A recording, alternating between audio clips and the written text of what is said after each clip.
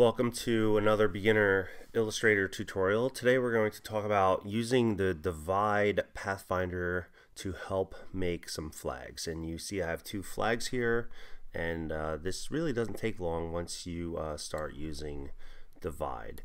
One thing I like to do if I'm making any kind of geometric form like flags is use snap to grid, and you notice the grid that is on my screen, and this generally works really well for making a lot of flags, or at least getting started with some flags.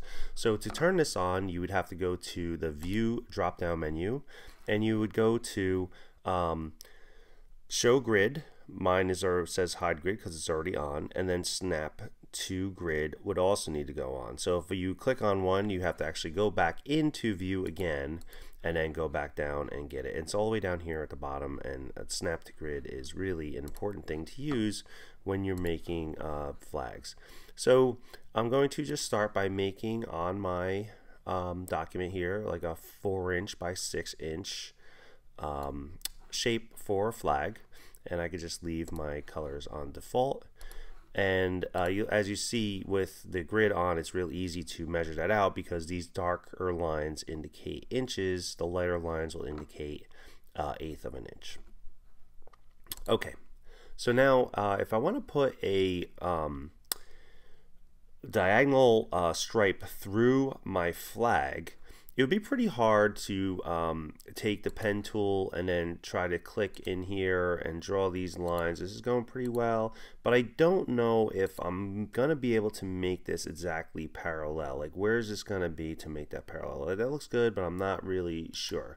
So rather than going in here with the pen tool, and that's not quite parallel, you see it tapering off as it gets near the top, is I'm going to use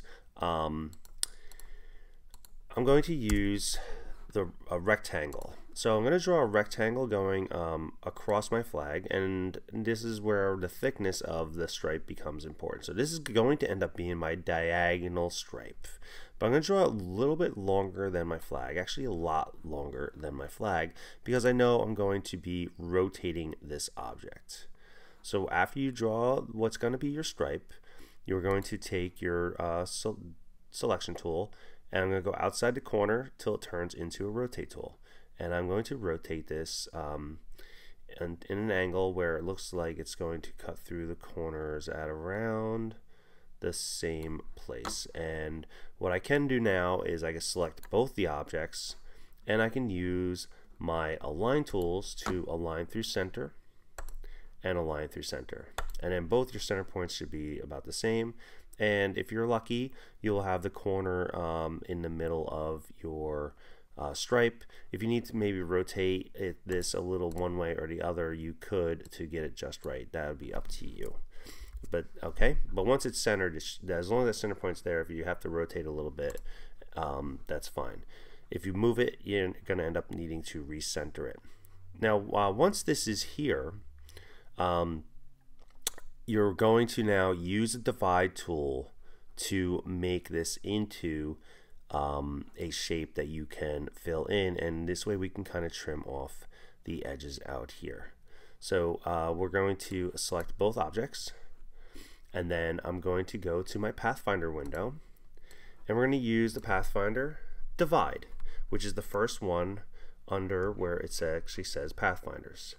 So what divide will do is it takes all the objects and cuts it up wherever they're overlapping each other. So wherever there's a path crossing, it's going to create another shape. So now this piece out here is a shape. So I can either select that to get rid of it with the direct selection tool, or if you want to use your selection tool, this is a grouped object, so you would need to ungroup it. So whenever Pathfinder is used, it groups the objects. So now we have to go to ungroup, and then I could get rid of this as well. So if you, either way, now we could start filling these with colors, and this is where your flag's going to really begin to look like a flag. Usually you want to take the stroke off. I've never seen a flag with black lines around the shapes, so I'm going to take the stroke off. And here's your diver down flag, which is the flag they put up when there's a diver underneath a boat. So to practice that again, we're going to make now the Jamaican flag. So another 4 by 6 rectangle, and I'll reset my colors because it won't look like a Jamaican flag unless I use the right colors later on. And now I'm going to click and drag, and the Jamaican flag is actually two diagonal lines like crossing over each other. So it's kind of like this one, except I believe the stripe would be a little bit thinner. So we're going to thin this down a little bit, and we are going to rotate this so I can use my black arrow to do that. And let's try to get the angle close. So usually it's around 33 degrees or so, and if it's off by a little bit, I'm not too worried because we're really just trying to practice using divide here. Now, one tool I want to show you real quick is a tool called Reflect, because if I say I copy and paste this and I want to rotate this to get to the opposite angle, it's a little bit hard to kind of get that there. Okay, that might be right, it might be close, I'm not sure, but if you want to be exactly symmetrical, I'm going to use a tool called Reflect, and it's in the same box as your rotate tool. So down below there's a rotate tool, which we'll get into later on because it gives you a lot more options for when you rotate. And here is the Reflect tool. So I'm going to use the Reflect tool, and how Reflect tool works is it takes the selected object, and if you click from one side of the object and drag to the other and hold shift, it'll reflect it. So I'll make a copy of that, and you click from one side, hold shift and drag to the other, and now I know this is an opposite angle. Okay, these need to be aligned and centered, so I'm going to go to my align window, I'm going to align through center, align through center. Now it's all set up. I switch to Pathfinder and I hit divide. Okay, now this is a grouped object, so you should ungroup afterwards. We're going to ungroup, and I'm going to get rid of the excess pieces that aren't going to be part of my flag. So see how that nicely that trims that. And then what I need to do is the crossing stripes are all going to be one color, so I need to make these all one object. So to select these things, I'm going to have to use shift and click. So I selected one, and now I will shift click the other pieces that are going to make what's going to be the yellow X across the flag. I'm going to unite these using the Pathfinder shape mode unite, and now it's one object, and I will fill that with yellow. And then the two sides I think are black,